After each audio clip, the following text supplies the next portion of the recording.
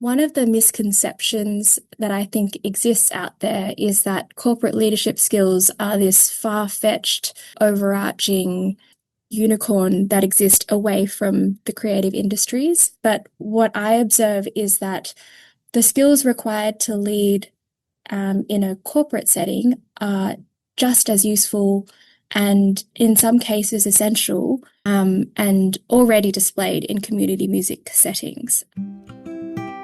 Welcome to Leading Notes, where I talk with musicians who are leading the revitalisation of social health in our communities. I'm your host, Melissa Forbes. Enya Cai leads the team at Creativity Australia and feels strongly that with one voice choirs are a life-changing way of bringing diverse communities together for a greater good. Starting her journey with Creative Australia in 2008 as a volunteer, Enya has since had a multifaceted career spanning public policy, workplace inclusion, business consulting and the arts. With a background in social policy with the Victorian Government and as the former Oceania Diversity and Inclusion Advisor at EY, Enya is deeply committed to driving social inclusion initiatives across various sectors. As a freelance producer and consultant, she offers leadership training and coaching to corporate clients, and in the creative world is a theatre producer and choir facilitator. Enya holds a Bachelor of Commerce and Graduate Diploma of Chartered Accounting and really loves visiting new restaurants and hanging out with her cat, Jelly. Enya, welcome to Leading Notes. Thanks, Melissa. What a pleasure to be here. It's fantastic to have you. Who is Creativity Australia and what's your role within that organisation? Yeah. Creativity Australia is a national charity that was founded in 2008 by Tanya de Jong AM. It leads the With One Voice choirs, of which we have 26 around Australia, and our mission is to end loneliness through group singing. So we create all-inclusive, all abilities choirs that welcome anyone from all walks of life into our choirs. And the point of our choirs is not to be perfect in a musical way. It's not to achieve anything particularly excellent in terms of musicianship, but it's to create connections and community well-being through what we know is a proven way of creating beautiful connections, meaningful connections, strong connections, and that is through singing together. My role is as our general manager, and I've been doing this for 2.5 years now in this role. But I actually, my journey with Creativity Australia began a very long time ago when I was a work experience volunteer, back when I was a teenager. So I've seen our choirs right at the beginning when we just had one choir, all the way through to what we are now, which is a growing network, a movement of being together through singing. So you come from a consulting background. You've worked for EY. It's a pretty hardcore career. What motivated the shift to working for Creativity Australia? It's been a journey, Melissa. Yes. I guess first and foremost, part of my journey was growing up in choirs. I was a part of the Australian Girls Choir from when I was 5 until I was 18, and what that taught me was how to use my voice, how to lead others, how to facilitate, how to speak, and of course, how to listen. And so for me, when I came across Creativity Australia as a young person, it seemed very common sense to me that every adult should also be in a choir. And it took me a little while to realize that that's not actually how everyone in the world thinks. And so I went off and studied commerce because I had this kind of inkling to go into the business world and discover whatever there was to be discovered there. And I always had in the back of my mind that maybe one day if I had learned all of these business and accounting skills, that maybe it would be applicable in the arts sector sometime in the very, very far future. So I had a wonderful time at EY and worked in their internal audit team, learning a lot about processes and government and finance and procurement and all of these boring things that actually I find very exciting. And then I had a bit of a pivot because I was always really involved in social justice and I was really passionate about women's rights and about LGBTIQ issues and the environment and community well-being. And so I shifted into a diversity and inclusion role, which no one in the careers fair told me that diversity and inclusion was a career opportunity that I could go into. So I did that for a little while for one organisation, for EY. And then I realised that actually I wanted to have a greater impact. And one of the ways that I could do that was to go into government. So then I had a career in government, worked in the Victorian public sector for a little while across various social policy areas, and had a fairly typical millennial moment of burnout where I realized that I just needed a break. I really didn't like what I was doing and I really needed a break to reassess. And what I found in that time was that I kept going back to the arts. I kept going back to these spaces that were created and manicured by creative people. And so that little part of the back of my mind that thought, oh, maybe my skills are useful in the creative world popped back. And I started dabbling in the arts management side of things, which I knew I had the skills to do, but I didn't quite understand the impact of my skills in this sector at this point in time. I think there are so many arts organisations that need people who are financially savvy and who love spreadsheets to be able to lead into financial sustainability. So I worked on intergenerational arts projects with a charity called Embraced. I did some theatre producing work and then I fell back into Creativity Australia land. I had the pleasure of remaining connected to our founder, Tanya. And she tapped me on the shoulder and said, "What are you doing?" And I said, "No, thank you. I'm doing wonderful, fabulous other things." And she said, "Hang on, come and have a look at where we're at and what our choirs are achieving." And it just became very natural for me to use my skill set and my passion to align what I now see is a journey of creating the skills that I needed to be able to lead an organisation like this and to develop the relationships and the vocabulary and some of the resilience required to run an arts charity. So let's talk about your skills. How do you see, because of the way that you've just described all of the work that you've done, there's obviously commonalities between these different contexts and the skills that you use. You're able to transfer the skills that you've developed, you know, through your consulting and government work into an arts context. Do you see that there are similar skills that, say, your singing group leaders exhibit when they're working with choirs to the skills that you've developed in those other contexts? Absolutely. Is there crossover there? Yeah. Absolutely. I think one of the misconceptions that I think exists out there is that corporate leadership skills are this far-fetched, overarching unicorn that exist away from the creative industries. But what I observe is that the skills required to lead in a corporate setting are just as useful and in some cases essential and already displayed in community music settings. So much of what we require of singing group facilitators is to be able to hold space for others, to be able to listen and lead in a way that is humble and empowers others, to be able to observe diverse voices and understand how to bring them together for a common purpose, and also to understand the bigger picture behind why it is that we do this and inspire others to see that bigger picture and let go of some of the day-to-day smaller things that might be bothering us. And those are all very much applicable in those two traditionally very different settings. But actually the things that we know that singing facilitators do so well is exactly that. It's leading groups, it's listening to others, it's helping others to lead and listen to others as well.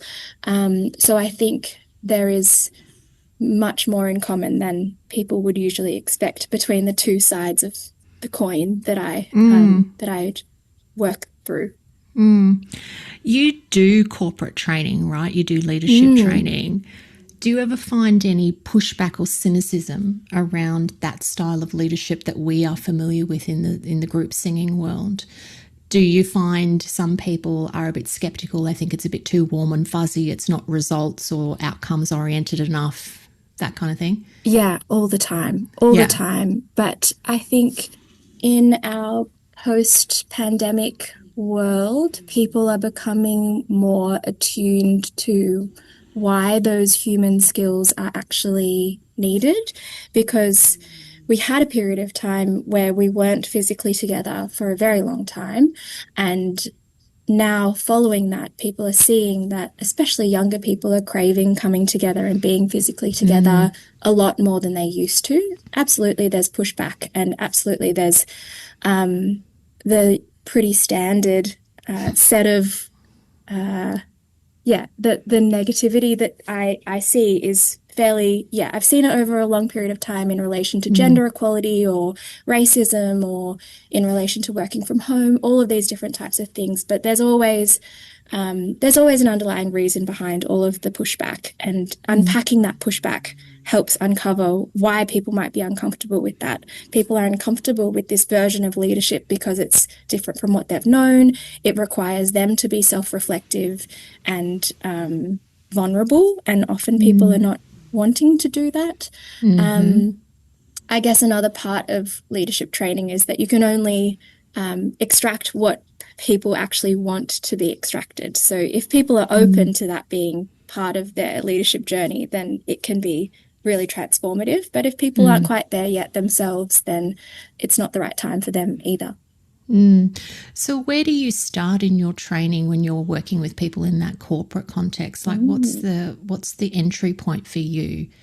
So for the work that I do, most of the time it starts with self-reflection, an assessment, if you will, or whatever other word is most likely to get someone to engage with how it is that they show up at work, how it is that they show up in their teams and with their external stakeholders. And then often that leads into, okay, if I'm not nurturing myself, if I'm not making the most of what is required of my own self-leadership, then I'm not able to lead my teams and lead my organization in the way that I need to as well. So it starts with self, and then it branches off into leadership of team, leadership of community, leadership of strategy, whatever that might be. And what's the ultimate aim of a leader, or the purpose of a leader in your view? I think that there is a huge part of leadership which is around motivating and guiding people to a common purpose. And I think that is similar across volunteers in our choirs. I think that's similar across those who do the administrative work behind any of our singing groups. I think that's common across corporate leaders as well. But the ability to understand people well enough so that they can be motivated to do things towards a common goal is certainly not an easy task, but one that, if harnessed, can achieve really wonderful outcomes. When you're working with people, in your training, do you use any of your arts background in terms of the activities and things? Yeah, absolutely. All the time. I think this happens a lot even in choir settings. If I go and fill in at a choir and I do something that's purposefully silly or playful or joyful, it brings out a totally different side of people. And even more so in those settings where people are usually in a shirt and a suit, or stuck sitting at their desks all day. Things as simple as a breathing exercise, which is, bread and butter for choir facilitators, will significantly shift the feeling of a room. Anything that is a body energizer will also be extremely useful for us as well in training settings. And also, I love using vocal techniques and vocal warm-ups or vocal play as a structured way of re-energizing a room, because it creates all of these bubbles of imagination that people don't expect in those settings. And also it allows people to be silly and playful with people who they, usually it's their team members who they're with. And so sometimes they don't feel that confident to be playful and silly with their team members. So allowing people the space to do that, I think, is really useful in those settings. And then similarly, I have the same advice for our choir facilitators, is that demonstrating and being that silliness helps give permission to others to be silly as well. I will get onto the group singing eventually, but I just want to keep, I love it. I just want to keep on this for a minute. What is it about our modern workplaces that make them feel so constraining on who we are outside of work? You talked about people coming to these training sessions wearing their suit and tie or whatever, and, having to perhaps be challenged to be a little bit vulnerable in front of their peers or colleagues. And the whole while you were describing that, I was just thinking about how disembodied we are often in workplaces, very much, sitting at a desk, stuck in your head. Sometimes I find myself having forgotten to really breathe at all, or that my breathing is very, very shallow if I'm like really, into what I'm doing. So we spend so much time in our heads. But yeah, I mean, to me, a lot of our workplaces are very inhumane places because they go so against the grain of human nature. I think there's a physical side of things and there's a spiritual side of things. I don't mean to say that in a woo-woo way, but I'll explain a bit further. But physically, often our offices are grey boxes, that have very little light. And if you look outside, it's a bit more grey than it is blue or green. And so that in itself is constraining. And then we're sitting down. We're not always standing and moving. People are sitting and having their lunches at their desks or not eating at all, which again is not a normal human behaviour. We need to be together. We need to be coming and walking and going and, the flow of energy does not exist in an office building in the same way that it does out in the real world. And then spiritually, I think people feel really complicated about work. People feel complicated about the type of work that they do, the identity that they feel behind that. And when things aren't going really well at work, people can feel that really deeply in their souls as well. So if your soul and identity is connected to the work that you're doing, then spiritually you feel constrained by what those bounds of your organization are. And sometimes you feel really aligned with your organization, and sometimes you feel totally misaligned with whatever that might be that you're working with or for at that point in your life. And so I think that's part of why people feel so complicated about their work identities. It's because it is complicated. It's not all in your control. And even when it is in your control, even when you're self-employed, then other factors come into play that mean that the layers around what you do are complicated. And I see that with our singing facilitators as well. Yes, it's beautiful, wonderful, fulfilling work, but there's always a flipped side to it around emotional well-being, around boundary setting, around financial sustainability, and all of those things needs to be balanced, just as with any other job in the world at the moment. Yeah, for sure.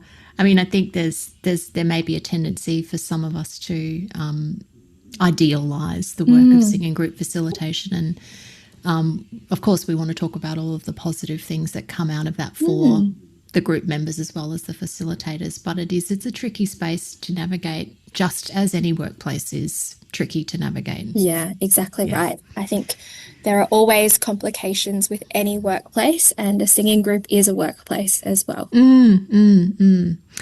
So right at the beginning, you talked about loneliness and the fact that, Creativity Australia exists to end loneliness through group singing.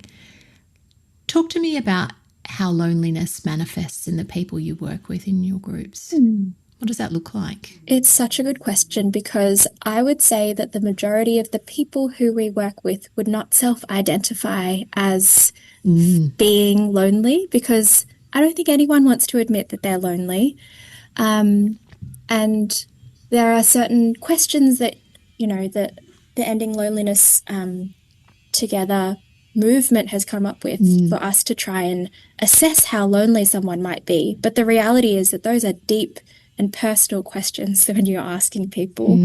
So the ways that I see isolation or loneliness manifesting in some of the people that we work with can be really simple things, like being scared or tentative around group settings, feeling defensive around questions that might be asked, openly and with kindness behind them.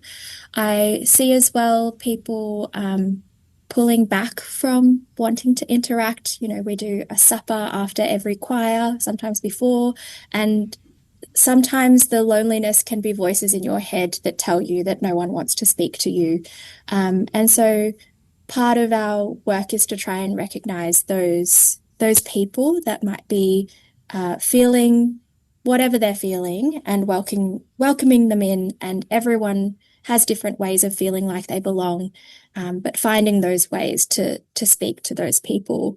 I also see that lots of people who appear to be extremely extroverted and vocal can also, in the quiet moments, feel like they are lonely. And so I think that part of being in a really strong community is being able to observe and see when there might be people in your community that need a hand, whether that's just a cup of tea or a deeper conversation about how they are.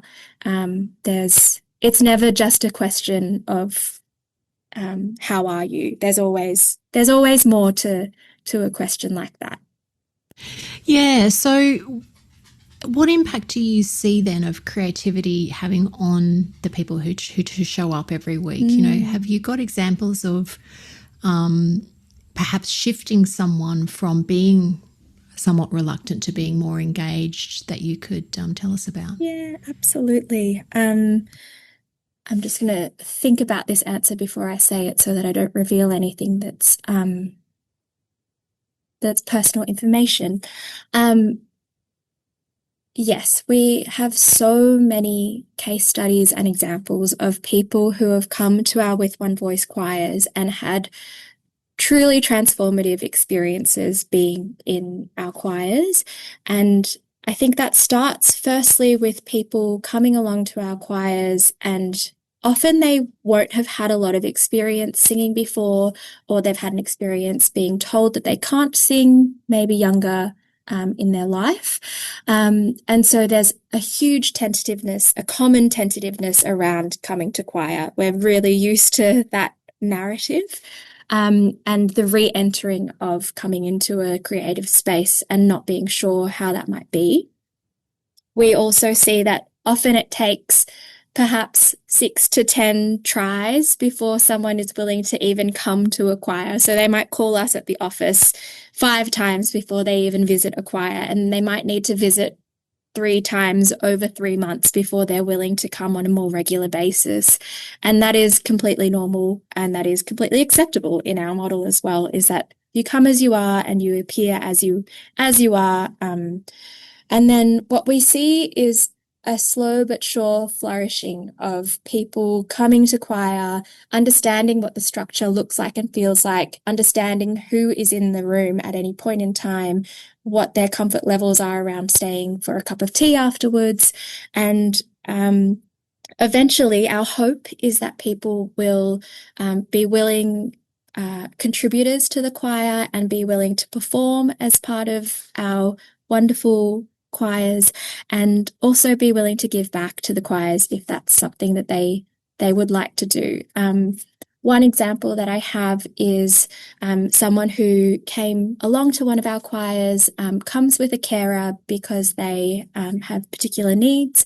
That carer is very, very welcome to come, and slowly over time that person has been able to come out of their shell completely, from sitting at the back of the room not participating at all, over a couple of years has graduated, if you will, to performing in front of crowds, absolutely still needing the supports that they need at any given time, but they're also a dearly loved member of that choir. They are so appreciated by the members of the choir, and when they're not there, the other people in the choir ask about that person, check in on them, and make sure that they feel heard and like they belong as well. So there's a wonderful reciprocity that happens where that person is able to come along and contribute to the choir, but also the people in the choir feel the wonderful contributions of that person being in the choir. And I think that is a really special thing that happens every single day across our country in our choirs and in other singing groups as well. That is an expression of people using their voices, and we're so lucky to be able to do this work that helps enable that. So if someone's listening and they're interested in being either a member of a With One Voice choir or actually being a facilitator, what should they do? Yeah. How could they get in touch with you? Yeah. You can come to visit one of our choirs. If you go to www.withonevoice.org.au, you'll find our list of 26 choirs across the country. And if you're listening to this and thinking, maybe I have the skills to be able to run a choir, then we would love to hear from you. Our vision at the moment is that we are coming up with a national community choir training academy and hoping to pass on the knowledge that we've gained over the life of this organisation to people who might be listening and thinking of how their music career could evolve. And if you think that facilitating a choir could be part of that journey, then we would love to enable that for you. We have many willing choirs who are willing to be your guinea pigs. We have heaps and heaps of resources. And at the start of this year, we ran a pilot of our training program in Melbourne here and had quite a long wait list for that as well. So yeah, we would love to help build the next generation of community music facilitators because we think it's a really meaningful employment path for musicians as well. Yeah, absolutely. And you're already doing that work of building the next generation, and you're doing it so beautifully. So, I love everything that you're doing. You're making such a huge contribution to ending loneliness through your work. So keep doing what you do. Thanks, Melissa. Enya, you've been around this work for a long time. As you know, even as a child, you've been very involved in choral singing. So you know a lot about the power of singing together. What's the most important lesson about human connection that music has taught you in all that time? It's taught me to be patient. I think that in learning a musical skill, it requires patience. I'm not one of those people that has overnight talent that can pick up an instrument and suddenly be able to play it. I agonized for many years over how to play piano and did many exams and needed to be patient and do my practice, and I still am bad at it. So not bad at it. I am very sufficient in piano. I love that reframe. Good on you. Dash out chords when I need to. But patience is a huge key to that, not only in developing skills as a musician or as a leader, but also in working with people who are very different to me. When I've been an alto 2, feeling like I'm working with a soprano 1 feels like the most distance I could be in the world. And then you grow up a little bit and you realize there are lots of different types of people, and learning those skills at a very young age through choir was essential for me to be able to become an understanding and patient human and leader. So patience, I think, is one of the keys to my sustainability in this sector, but also I think it's one of the biggest lessons we can continue to learn through community music. Yeah, beautiful. If you had to choose just one song to bring a group of strangers together, what would it be and why? Oh, this is such a hard question, Melissa. I've been thinking about this for so long. And the song that comes to mind and keeps popping up in my mind is Hallelujah. And there's a few reasons to that. The first is that I think well-known songs across cultures, even with people who don't always speak English as their first language, will always help break down barriers quicker than an original song or something that's obscure and less well-known. The other part of that is that Hallelujah is not just a happy, clappy song. Absolutely, there's space for those types of songs, especially at a time now where joy feels like resistance. But a song like Hallelujah, which helps you connect with your own grief or complicated feelings, helps us unlock and be able to have deeper conversations with each other.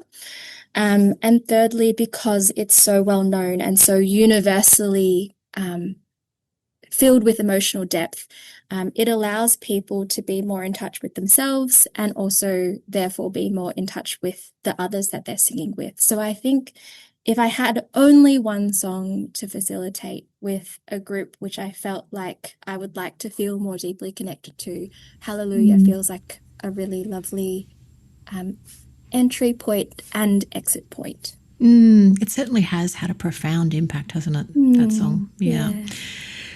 What would you want to achieve with one wave of your magic wand, Enya? With one wave of my magic wand. Wow, there were so many syllables that I didn't get there. With one wave of my magic wand, I would like for our society, whether that's our country or our world, to value music makers and for them to be recognised and paid appropriately for that. I think that there is so much behind the work that we do as music makers that is constrained by people not understanding the value of what we do, the impact that we have on our society and on the people who benefit from the music that we make. And I think that a lot could be solved if I could just wave that magic wand and for every individual in our society to understand and be willing to pay, whether that's through our taxes or from our pockets, for music to be made and ideally made together. Hallelujah. Enya Cai, thank you for making music that matters and for being my guest today on Leading Notes. Thank you, Melissa. Keep doing what you're doing.